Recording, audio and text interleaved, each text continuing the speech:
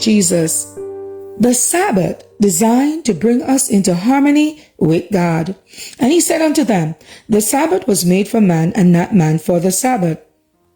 Mark 2 and verse 27. When accused of Sabbath breaking at Bethesda, Jesus defended himself by affirming his sonship to God and declaring that he worked in harmony with the Father. Now that the disciples are attacked, he cites his accusers to examples from the Old Testament, acts performed on the Sabbath by those who were in the service of God.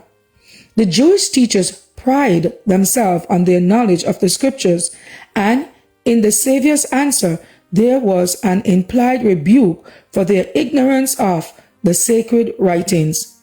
Have ye not read so much as this, he said, what David did when himself was an hungered, and they which were with him, how he went into the house of God, and did take and eat the showbread, which it is not lawful to eat, but for the priests only.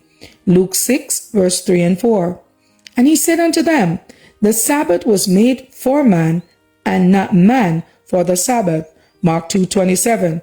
Have he not read in the law how that on the Sabbath days the priests in the temple profane the Sabbath and are blameless?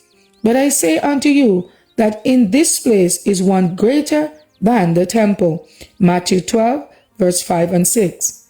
The Son of Man is Lord also of the Sabbath. Mark 2 and verse 28. Jesus did not let the matter pass without administering a rebuke to his enemies. He declared that in their blindness they had mistaken the object of the Sabbath. He said, if he had known what this meant, I will have mercy and not sacrifice, he would not have condemned the guiltless. Matthew 12 and verse 7. There, many heartless rites could not supply the lack of that truthful integrity and tender love which will ever characterize the true worship of God. It is the service of love that God values. When this is lacking, the mere round of ceremony is an offense to him. So, with the Sabbath, it was designed to bring men and women into communion with God.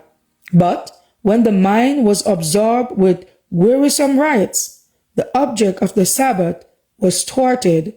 Its mere outward observance was a mockery.